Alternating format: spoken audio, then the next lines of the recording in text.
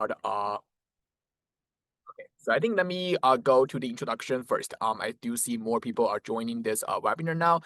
So let me begin just the introduction.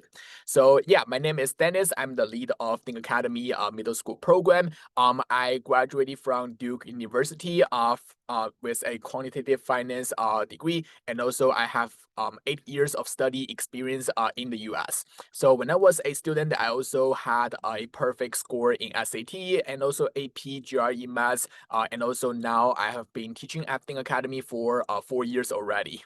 So yeah, and also for our webinar, we are going to talk about how you can use your middle school to prepare for your college application in the future.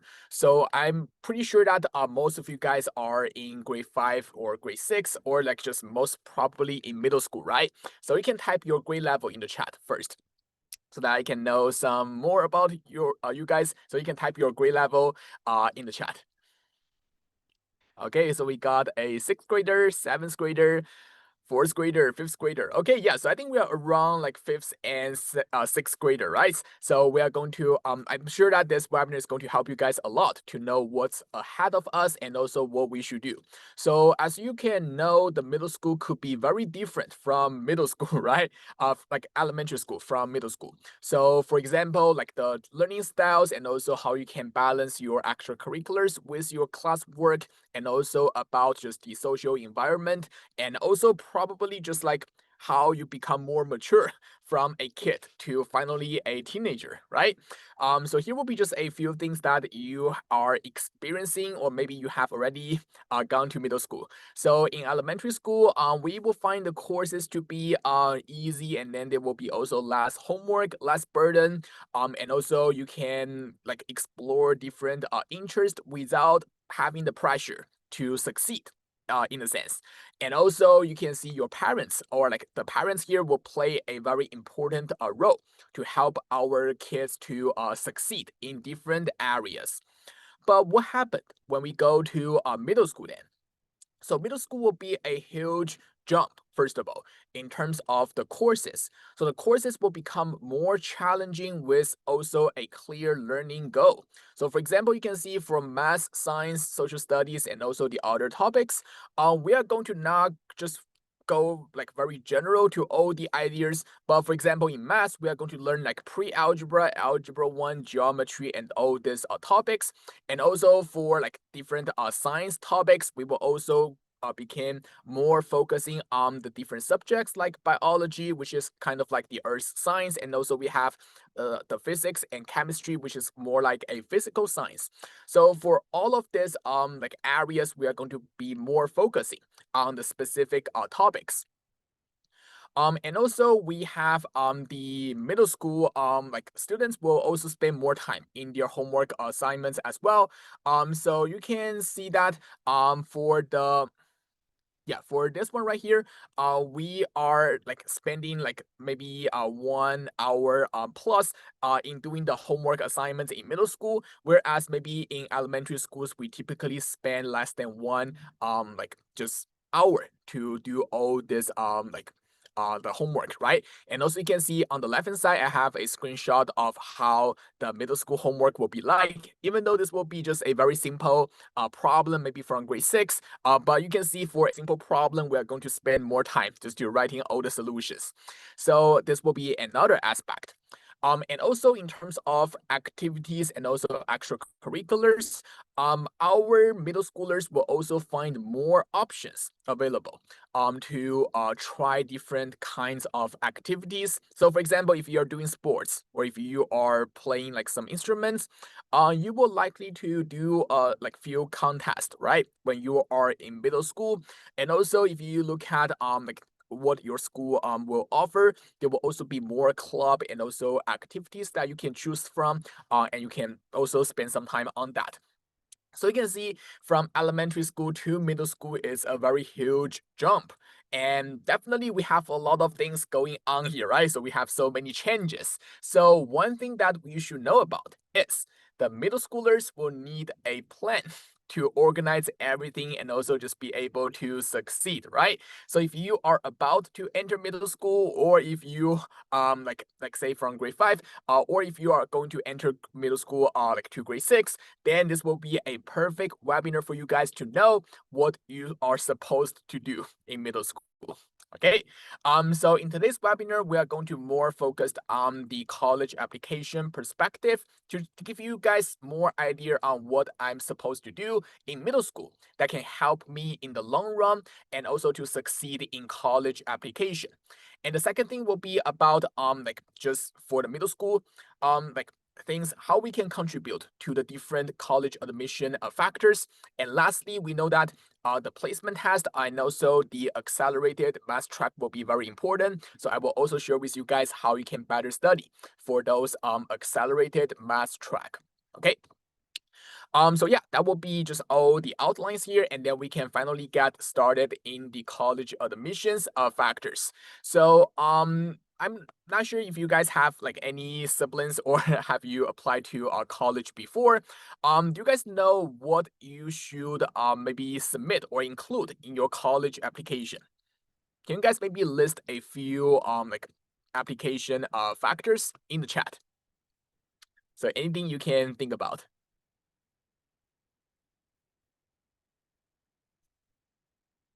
Yeah, like SAT on GPA score. So those will be like very important stuff. That's right. Anything else? So anything you can think about, or maybe not much. It's also fine.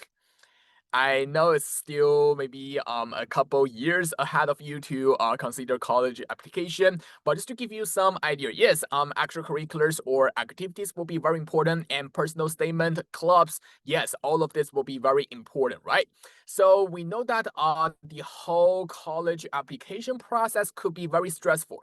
And also in the recent years, it's also getting more and more just competitive. So for example, you can see that the acceptance rate for the top private schools and the top public schools both declined a lot from the recent 10 years. So that's due to the fact that we have more applicants in the recent years, but the spots are very limited. So even though there will be slightly more spots from different colleges, but again, we have very limited spots for those many applicants. So the acceptance rate have declined very significantly. So it's very important to know where we should focus on. So you can see here, when you try to apply to a college, there will be many things that you can consider. So for example, your GPA, your class ranking, essays, extracurriculars, teacher's recommendation, and also standardized test, and also even just your interest and also a few legacy will be considered very important in your college application. So just among all of this, what will be the most important applications like just like factors? So, to understand what is the most important, we should definitely think from the perspective of an admission officer.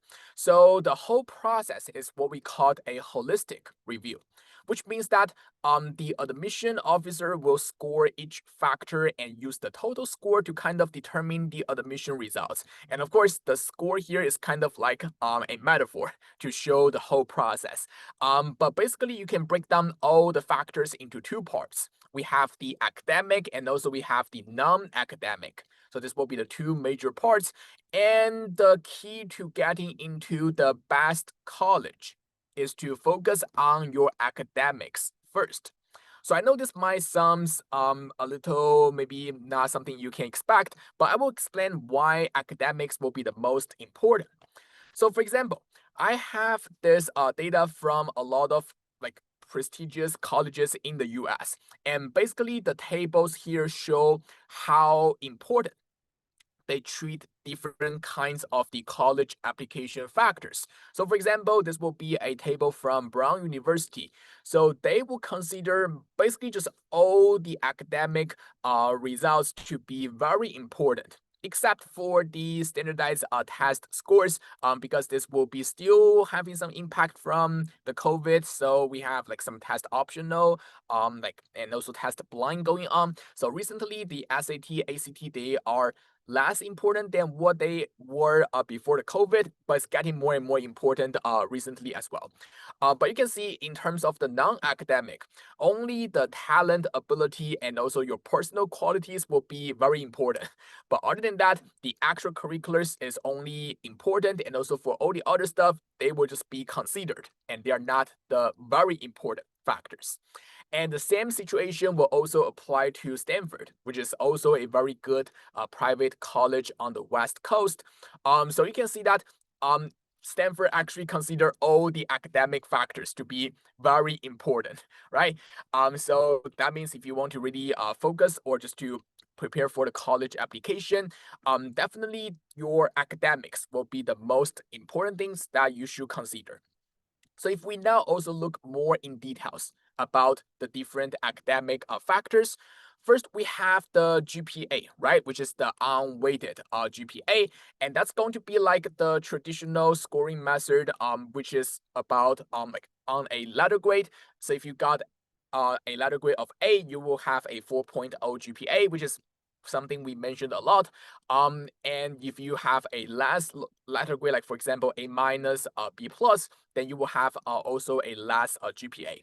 And then you have also the weighted GPA, which is usually out of 5.0. And this will consider the difficulty of the course. So for example, if you have like any AP classes or honor classes, those courses will be more difficult than the regular classes. So you can have the weighted GPA to get higher if you consider taking the harder classes. And also if you are applying to some UC colleges, then keep in mind that they also have their own calculation metrics. So if you want to apply to UC, there will be a formula to help you to also calculate your UC GPA in a sense. But basically, just for all the like the GPAs, you should also consider the strengths of curriculum as the context. Because for example, just kind of like in college, right? If you want to take some easy classes, you can get a pretty good GPA. UC means University of California. So it's going to be like some public schools in California, and that's also very like a popular school in in California. Yes. And also for the like AP, IB honors regular, it's kind of like in college, if you take some easy classes, you can get better GPA. But if you take some harder classes, then your GPA might be affected.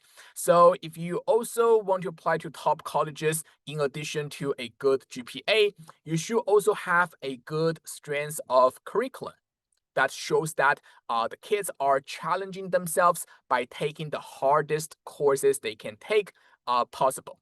So you can see that the course difficulty will also affect your weighted GPA. And also, that being said, you want to choose as difficult courses as possible within your ability. All right. And also maybe the last thing is going to be the students' ranking, which is the class rank.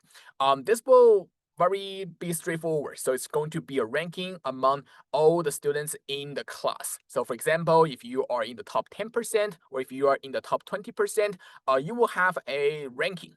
However, in the recent years, the school ranking is less important compared as before. So basically, many universities will prefer like SAT or AP to just rank all the students from the different like across the nation. That's because if you look at the class rank, it's also very affected by how difficult or competitive your school might be, right? So here will be a code about the class ranking. As you can see, it's not as important as what we see before. So it's not something that you will have a huge impact. So for example, we have University of South California will show that the class rank is only considered back in 2012, but in the recent years, it's already a not considered factor, which means they don't care about the class rank anymore. But even that being said here, like if you want to apply to some good private schools, then class rank can still be important, but it's just going to be less important right now. Okay, so this will be just the overview of all the academic factors, and then we also have the non-academic factors, which will be more complicated in a sense. So you have to like know that the non-academic factors can also be broken down into two categories. The first ones will be on the factors that you can take more efforts and get good outcomes. So for example, the extracurriculars will be ones that you can like take some choices and you can also put more time and efforts in that to have some good outcomes. And also similarly for some of the awards for your interviews and also maybe to show your talent and ability, this will be something that you can take the time and effort to showcase. However, there will also be something that is harder to achieve. For example, legacy will be one of them. By the way, do you know what a legacy is? Have we heard about this before? So you can let me know in the chat. Have you heard about legacy? So legacy refers to, for example, yes, okay, for sure, yeah. So if you are, like, say, alumni from one university, then maybe your child will have some advantage in applying to the same school. Or if you are the faculty, or even if you have like some significant donation, then you can also have some good chance to get into the top college. So this will be harder to achieve for the students because that will more be about the family background and also what like you have just like already. So this will be something that's hard to achieve. But basically for all the non-academic factors, make sure we know that we want to first get all the academics done before you consider all the non-academic factors. Because even though they have their own admission preferences and also the assessment criteria, but basically for the top 30 colleges, the preference will be you want to have a really solid academic level at first. So only if you have a good GPA, you have a good SAT, ACT score, you have a good strength of curriculum, then you can present your like non-academic factors to consider how you are a unique applicant and also how you can maybe shine more in the future. But you have to first have a good academics in the first place. Okay, so that's going to be just like how we look at all the factors. So if you want to know what we should do now in middle school, my question will be, you want to first stay ahead in academics. So that is the only single thing that you can do in middle school that has a direct impact on your college application in the future. Okay, so why do I say that? Why middle school matters for college application? Let's take a look. So first of all, if you just want to think about like all the different factors, what should middle schoolers focus on? So like A will be just academics, B will be the extracurriculars, C will be like no need to prepare. So let's vote in the chat. So just from your understanding, which one will be the most important? If you have to only choose one, if you have to choose one. Oh yeah, and we also have a QA session at the end, so you can feel free to ask any questions in the QA session. Okay, so I mean, after all the introduction, hopefully we have all the A's in the chat, and thank you so much for choosing the A. But I know that even though if you choose the A, some of you guys will still think like extracurriculars is so important as well. Like my kids will do sports, my kids will do instruments, and they have like chess competition. So we have a lot of things going on, right? So why shouldn't we focus on the extracurriculars as well? So here will be a couple reasons that you can consider, okay? So from a college application perspective, if you want to do some extracurriculars in middle school, it's totally fine. But just keep in mind that generally the middle school extracurriculars cannot help you in your college application because they are considered like too early and also not so relevant for your college application. As you can see for the example here, this will be a screenshot from the common application website. So when you want to include some of the honors you get, you have to indicate the grade level you earned this honor, and they only have from grade 9 to grade 12. And even though for some of the extracurriculars, if you want, you can definitely include some of the significant middle school extracurriculars, but they will have very limited impact on your college application. The schools will likely to see more from your high school because that will be from the recent years and they find that to be more relevant. So even though if you have some good awards, for example, if you got like some math competition awards in middle school, then you should continue maybe winning the awards at least in grade 9. So in freshman high school to get some awards and then you can include those in your college application.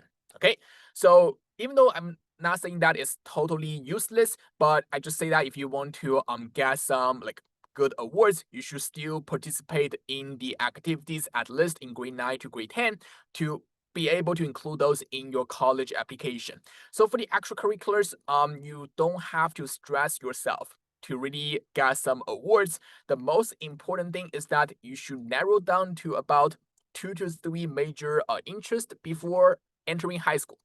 And then you can try to aim to get some recognitions in those areas after grade 9.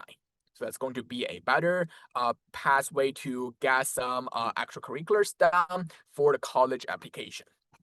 Okay, whereas the academic strength from the middle school can actually help you. So all this advantage will build up, and it can benefit you, the students in high school as well. So there will be a lot of things that the middle school academics can have impact on. So for example, your high school GPA, your SAT, ACT performance, the strength of your curriculum, and also your extracurriculars interest and intended major, and even your confidence and motivation. Those will be determined by your middle school academic performance. Okay, so how are these all correlated to each other?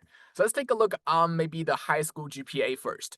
So I think like we should all be very familiar with the GPA system, right? So in middle school, you will actually get your scores from different subjects like math, science, English, reading, writing, and also like maybe some social science. So you are starting to receive all those grade levels. So what's behind the grades is that from middle school, since you already have some like larger course load, you should develop a good learning behavior, and you should also get better in time management to be able to get a good just like a outstanding middle school GPA. So if you have this good learning habits, then in high school you can also likely to get a GPA like 4.0.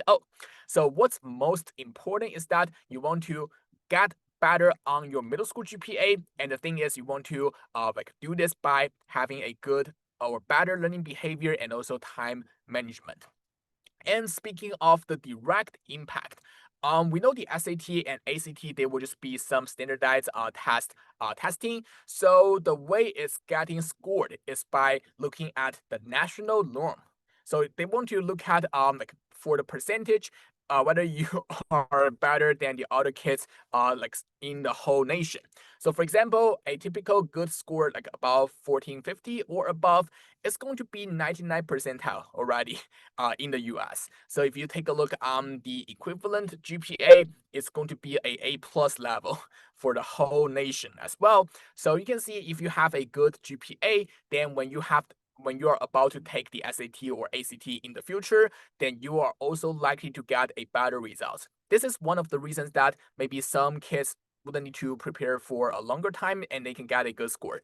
Whereas for some other kids, they struggled a lot in SAT preparation, even though they put a lot of time in that, they still cannot get a good result.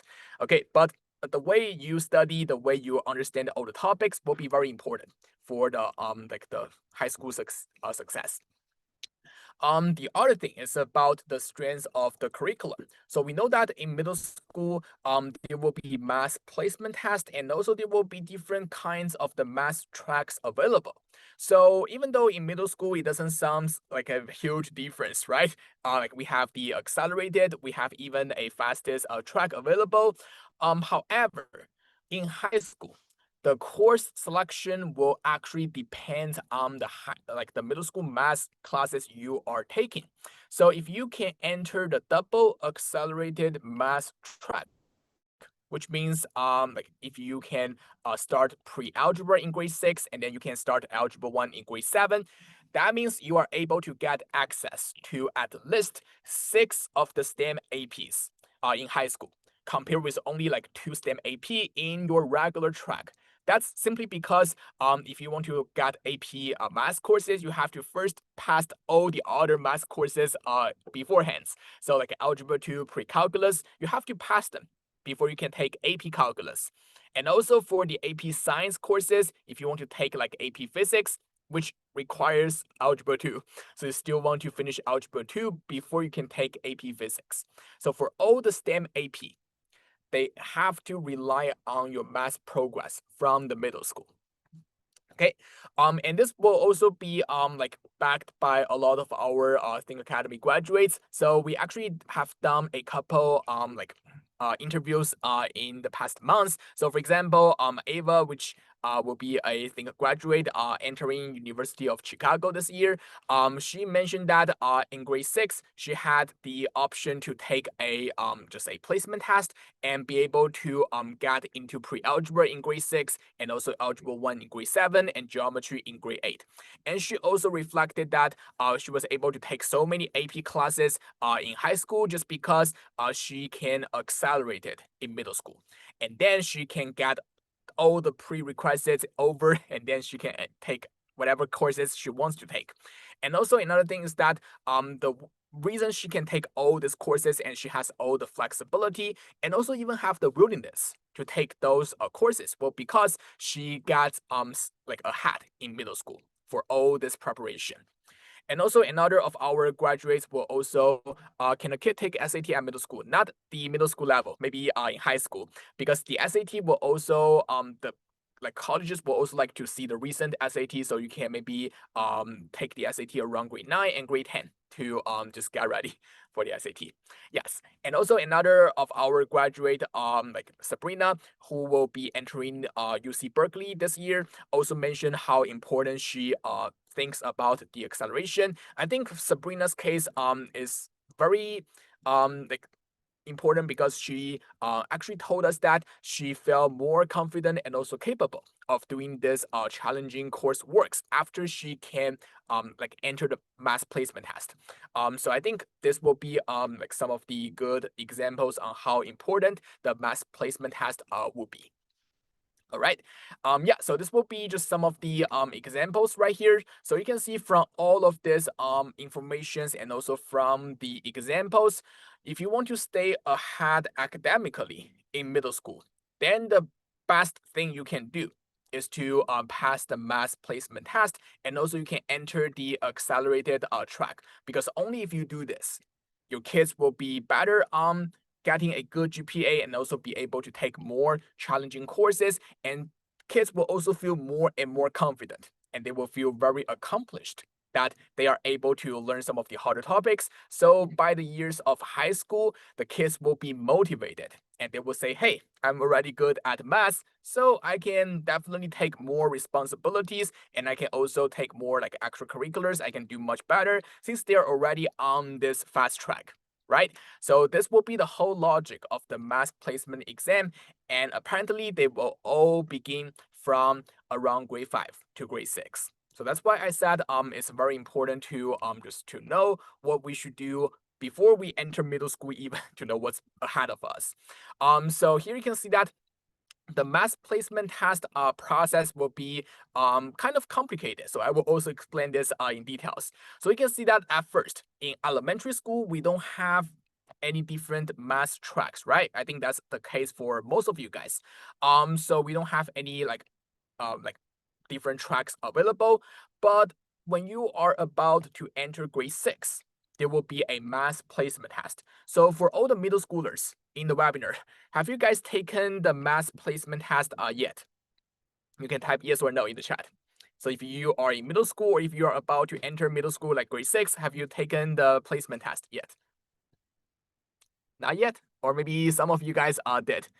Yeah, okay, so I see a mixture of yes or no. So again, different school district might have different policies. So this one is from Pleasanton district, so they actually have the placement test before entering grade 6.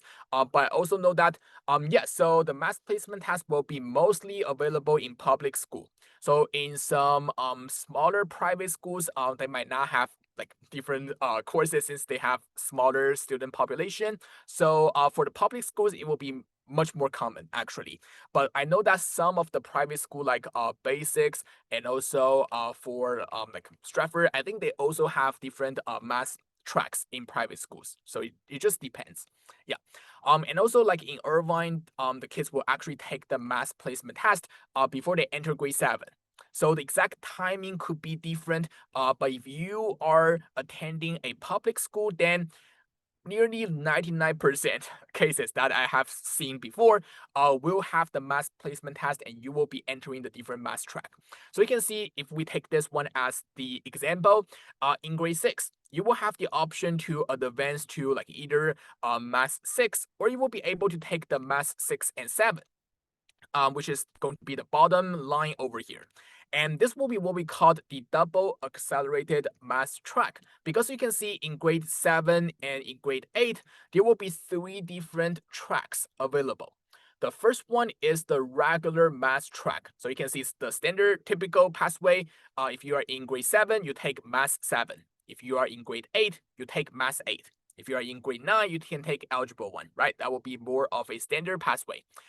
The middle one here, which is the math 7 and 8 in 7th grade and algebra 1 in 8th grade, is what we call the accelerated math track, the single accelerated, because this math track is 1 year ahead of the regular track. So you can see they can take algebra 1 in 8th grade, whereas the regular track will take algebra 1 only in 9th grade. And the bottom one here is double accelerated because it's actually 2 years in advance than the regular track. So they will be able to take algebra 1 in 7th grade and then geometry in 8th grade. And then 9th grade will be algebra 2. So you can see that the goal is to really get into the double accelerated math track, which is available in most of the schools in the US. So basically, if you are in the double accelerated, you can take AP Calculus in 11th grade. And you can also take whatever like AP science courses as early as in 10th grade because you already finished algebra 2 in your 9th grade. Okay, so this will be how the placement test process looks like. And the other thing you can see is that the exam is usually given only once, like from grade 5 to grade 6. There will be some cases that you can get another placement test maybe from grade 6 to grade 7, and you might also have the option to test out a few courses. Again, different districts have different policies.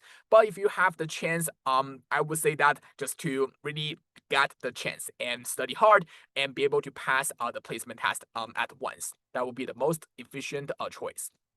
Okay. So again, passing the math placement test is a very important process in your application. And actually, I would say that's the very important milestone in the whole college application. So if you are able to enter the math placement, the accelerated math track, this will be your first step in your application to some top colleges. Okay. Yeah, so I also know that you might have some questions about how to maybe prepare and also how to get started. I will also talk more in this part here. So how exactly can we prepare for accelerated math track? Like what should we do? So just like when you want to pass any test, right? We want to first understand how the test looks like and also what are some of the requirements that we can pass the test. So again, let's take a look on the Pleasanton district as one example, but this can also be applied to the other districts. And if you have any specific questions, you can let me know at the end of the webinar. So here you can see that the district actually tells us that to qualify for the double accelerated, you want to get 90 percentile or above. So this will be also a very typical number for many public schools in the US. If you want to get into the double accelerated math track, you want to be about top 10% in the whole class, like in terms of the class rank. And also quite a coincidence is that if you want to apply to some top colleges in the past, the top 10% is also a very important threshold. That the college will consider a stronger applicants. And also in California, if you can place in the top 9%, you can also get UC admission guaranteed. Even though not Berkeley, not UCSD, but you can get like maybe to some like other UCs if available. But typically 9% or 10% will be a very important like cutoff. Consider a very strong college applicants. So the first requirement will be you want to try your best to score in the top 10% or above in math. Okay. And the second requirement is because we want to enter the fast track, which will typically start from like taking math 7 in grade 6. You want to also finish the grade 5 and grade 6 topics because before you are given the placement test, usually around March next year. Okay, so you want to finish grade 5 and grade 6 math. So if you can do and also fulfill these two requirements, then mostly guaranteed you will be able to get into the double accelerated track because you are already like very like equipped to pass the placement test. So here will be a like a structured timeline that you can take a look. And again, if you want to have like some more customized advice, you can let me know at the end. So basically, you want to first be able to master all the grade 5 topics. So this will be for the incoming grade 5 kids. Okay, for the incoming grade 5 kids, you want to first finish and master all the grade 5 topics. So for example, like multiplying and also dividing the 3-digit numbers. And so if you are really good at math, I'm pretty sure that you have already learned some of the topics or you will be able to do some of the problems already. So that means you can finish those topics very soon. And then you want to take about just 4 months in total. So roughly from October or November to next year around like January or February to study all the grade 6 topics. So those will be the important parts because in grade 6 math, you will learn like ratio proportion, you will first learn about negative numbers, absolute values, and you will also get exposures to like equations and inequalities, even though they are like more like simpler than the other stuff in algebra 1, but there will be some simple equations and inequalities. Plus, there will be some harder geometry questions like three-dimensional geometry and also a few triangle problems and even some statistics like how you can read the different types of graph, how you can calculate mean, median, mode, and also how you can calculate like the average variation. So all those will be covered in grade 6. So you want to save as much time as possible to really learn all the grade 6 topics. And then you can take about 1 month before the actual placement test to do some review. So this will include taking a few mock exam. And by the way, if you guys are enrolled in Think Academy Grade 5 honors, or if you are enrolled in pre-algebra, we also have like some mock test available. So you will receive notifications about that. But we are going to also arrange a few mock tests to help our kids to get ready for all this like the placement test. And then after March, you are not done yet because you should make sure that you are able to succeed in the grade 6 math track, right? Because that's actually the first like math track you guys will be taking. So some kids will also find the class to be a little bit more difficult. So my advice is that you can also preview some of the topics from pre-algebra to get a better like sense on how we should succeed. And then usually after like doing some previews, the kids will also have a better chance to succeed in the fast track. Okay, so this will be some of the timeline here. But if you like, you can take a screenshot or take a photo. But if you got any questions, you can let me know at the end of the webinar. Okay. Yeah, so and also at Think Academy, we also have pretty good outcome as well. So we are like also arranging a few testing available, and we already got a score that about 90% of Think Academy students can score in the top 10% nationwide in math. So if you are in Think Academy, you should be in good shape of getting into the placement test. But of course, we will also arrange a couple of mock exams to make sure that our kids will be able to get into the double accelerated math track. And again, more information will be available like around September. Okay. Yeah, so if you are not in Think Academy yet, it's also fine because we have the courses, the grade 5 honors available in the fall semester. So the course will cover a lot of the grade 6 topics to help you guys study for the placement test. So if you are interested, you can also let me know at the end of the webinar, and I can give you more details and also give you more advice on whether this course will be good for your child. Okay. And also, since you guys are here today for the webinar, I also have a few giveaways that I want to share with you guys. So this will be some of the free resources for those who will be back to school very soon, maybe in like next week or so, for our grade 5 and grade 6 kids. If you're not in grade 5 or in grade 6, if you still want to get all the results, it's okay. You can scan the code and you just like filled in some of the information, and you will be able to receive those like things here. So the free resources will include, first of all, we have our the middle school to top college guide. So this will be a PDF file with 53 pages to talk about the school selection and also how you can stay ahead in academics. And also we listed a few STEM related activities and also our Think Graduate stories to give you more examples on how you can succeed. Okay, so this will be the first like resource that we give to our students. And the second one is a middle school readiness exam for our grade 5 and grade 6 kids. So you will receive the Common Core grade 5 or grade 6 math questions based on the grade level. And after you completed the readiness exam, there will be a detailed test report to tell you which area you should focus on. And also, if you want to get into the math placement test, what's going to be some of the advice on how you can do so. Okay, so this will be also available for free, and you can just scan the same. This will be the same code. Okay, the same code as before. Just scan the code, and you will be able to enter your email address, and then I can send you guys the resources like after the webinar. Okay, so I can stay here for probably like 20 more seconds, and you guys can scan the code, and so you will be able to receive that. Okay. And also, by the way, if you have any questions that you want to ask, you can also take the chance to type in the chat. So we are about to enter the QA session now. So you can scan the code. So if you kids are entering the 7th grade, you can also just like fill in the information when you like submit the form here. And I will see if we have any relevant exams that I can share with you guys.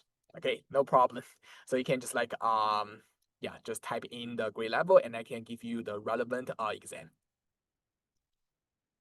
Oh, there isn't a place to enter the email address. Okay, that could be weird. So let me double check. But if not, I can also send you guys just the email if you already sign up. Okay, so if you sign up the webinar, I can just send a email to all of you guys like afterwards. Sorry about that. Okay. But if you have any questions, you can also add me on WeChat or you can add me on WhatsApp. You can also contact me through email if you have any questions. But we are also going to have a QA session now. So if you have any questions, you can let me know. If you got any questions, you can just like let me know and I can help you with that. So any questions about middle school prep and also college application? Is it better to attend a highly competitive high school or a bit less competitive high school for a better chance to get into Ivy League? Okay, so if you are specifically aiming for the Ivy League, then I would say for the high school choice, first of all, you can look at some of the feeder school. Because for most the Ivy League, they have some specific feeder schools. For example, like Harvard, some nearby high school actually send many kids to Harvard University. So the feeder schools will be one thing that you can actually consider. But if you're talking about like just also depends on how competitive the high school is. I would say that if your kid is like okay with like stress and also be able to have a really good academic results, then maybe those will be some things to consider. But if you feel like your kid is not very like good at dealing with like stress and also not so proficient in academics, then consider a less competitive high school will be better. But basically for the college application process, you really want to just stand out from the whole like students population in the US or at least in the state level. So no matter which school you attend, if you can really stand out, then you will have a better chance to apply to some top colleges. Okay, that's a good question. Do I need to enroll my kid into grade 5 honors in order to ensure she can pass the test in her 5th grade or long-term master sing academy? Oh yeah, so if you are enrolled in the master class, which is now the challenge level, then you shouldn't worry about that. So the grade 5 honors will cover the grade 5 and grade 6 topics in grade 5. But for the challenge, you are even 1 year ahead than that because we cover some of the competition topics. So you shouldn't worry about that if you are already in the challenge or the mastery level. Which schools, feeder schools?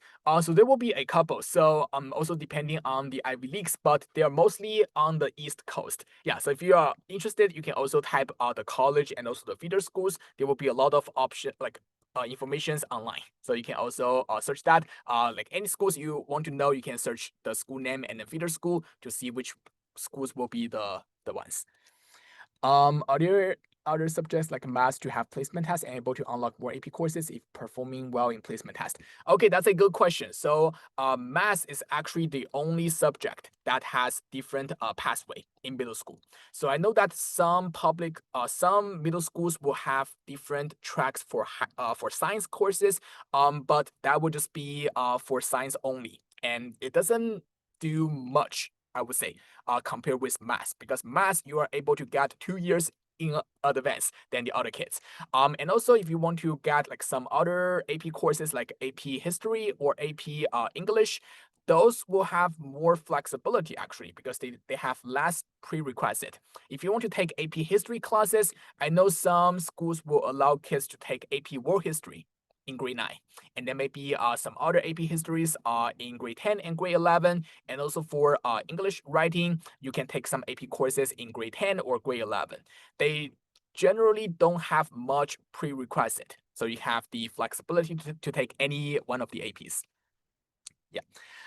So what do students need to do to after move up to grade 6? Okay, that's a good question. So after move up to grade 6, if you're asking about the placement test, so depending on whether you have the placement test already or not. So I know some school will have the placement test from grade 6 to grade 7. It will be rare to have from grade 7 to grade 8. I haven't seen that before, but some schools will have the placement test from grade 6 to grade 7. So if that's the case, you want to get ready to maybe learn all the pre-algebra topics before the placement test because your goal will be the same. You want to be able to enter Algebra 1 in grade 7. So it will all depend on the double accelerated math track. You want to be able to enter the fastest track available in your school, so you want to stay ahead to learn all the prerequisites. So any feeder school in the Bay Area. Yes, so I know Stanford has a couple like feeder school in Bay Area. For on the East Coast, I know there will be some schools like will be the feeder school for U Chicago and also the other schools. Yeah, I couldn't think about the list right now, but if you're interested, you can send me a message and I can give you more idea about the feeder school. But typically for the top private middle school and high schools, there will be like some trends in their applications and also their matriculation as well. How can we decide if a student should focus more on math acceleration for getting into fast track or focus more on depth to do better on math competition? So I would say you can take them like both time actually. So you can take them both. Because if you want to do like math competition, you are already accelerating in a sense. For example, the MC8 will cover all the grade 8 topics or before. But if your kid is able to take MC8 in grade 6, that means the kid is already proficient in grade 8 math topics already. So that means you will be able to enter Algebra 1 in grade 7. So at Think Academy, a lot of our students will be able to just get math competition done and also the math placement done. Because as we design the long-term courses, we already cover the common core topics in advance. So that's why I said if you are enrolled in the challenge or like the old mastery level, then you don't have to worry much about the placement test. Although we will have some preparation like to help you guys to just study for the placement test, but in terms of the knowledge and the concept, you don't have to worry about that. Yeah, so hopefully I answered your questions. Yeah, but it's possible to do both acceleration and competition together. Yes, mass counts will also be good. So the mass counts will be very similar to the MC8. So if you are also preparing for mass counts and if you are able to get some good results in mass counts, like say in grade 7, then from what I have seen before, the kids will typically enter the fast track already. So I would say if you're really good at math, because again, if we just go back to the requirements here, if you want to get into the math fast track, one of the requirements that you want to stay like in the top 10%. So if you're ready to do a math competition, then most likely you will be in the top 10%, like in your school district or in the state. So yeah. So what is IB? Where to take IB? Yes, so the IB courses will also be some college level courses. So the IB will be similar to the AP courses. And the difference is that for the AP courses, they have different subjects, like AP math courses, AP science courses. So kind of like in college, you can get to choose different courses you want to take. So the AP courses gives you the most flexibility to choose the courses. Whereas for the IB, if the school adapts the IB system, then the students will get the IB courses in grade 11 and grade 12. And the process will be you are going to enroll in, I think, 6 of the IB courses to get the IB diploma before you graduate from high school. So for the IB courses, they will also be challenging, but the focus will be a little bit different than the AP. But again, for the IB, if you want to succeed, the mass placement test will also be very important because the IB mass will also be divided into 2 parts. So if you want to get the harder IB mass, you want to also be proficient in math. Yes, thanks. Yeah, so the IB will be like that. Okay, thank you so much. Let me go back here. So if you have any questions, you can send me an email or you can also add me on WeChat or WhatsApp. So any questions, you can let me know. Or you can type in the chat.